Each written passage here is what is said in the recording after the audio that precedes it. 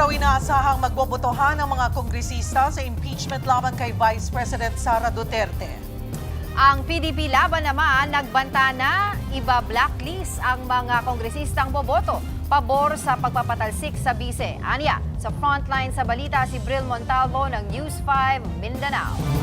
Sa hinabahaba ng deliberasyon, botohan, sagutan at paghihintay, sa plenaryo rin sa Kamara ang tuloy ng impeachment proceedings kay Vice President Sara Duterte.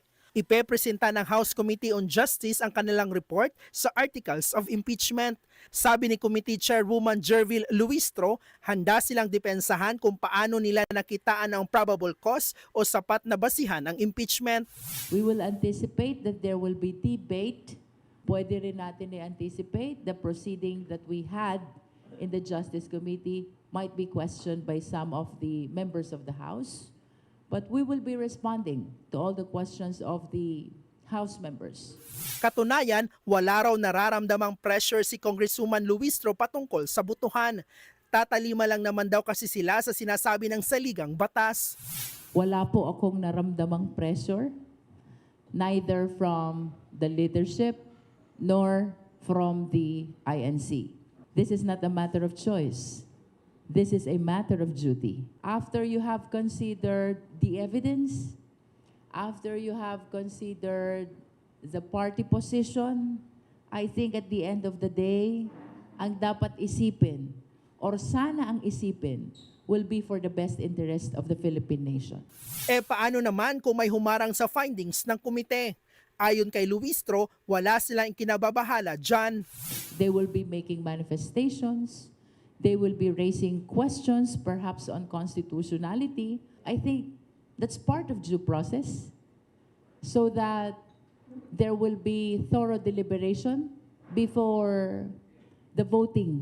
Sabi naman ni House Justice Committee member Joel Chua sa programang Politika All the Way ng One News, mahihirapan ng kumontra ang mga kaalyado ni VP Sara sa impeachment dahil nakakalunod na raw ang mga ebidensya laban sa bise. Sabi nga nila, di ba, ang hustisya dapat nakapiring. Nakapiring, Oo. Paano mo sasabihin na no? Kung wala namang ebidensyang pinresenta yung kabila, wala namang ebidensya para ibangga dito sa mga aligasyon laban sa kanila. So we're giving them their days in court. Exactly. Pero never naman silang umapir. Di ba? Sinabi pa nga niya, bloodbath. Oh. So yung bloodbath, nawala, naging bubble bath.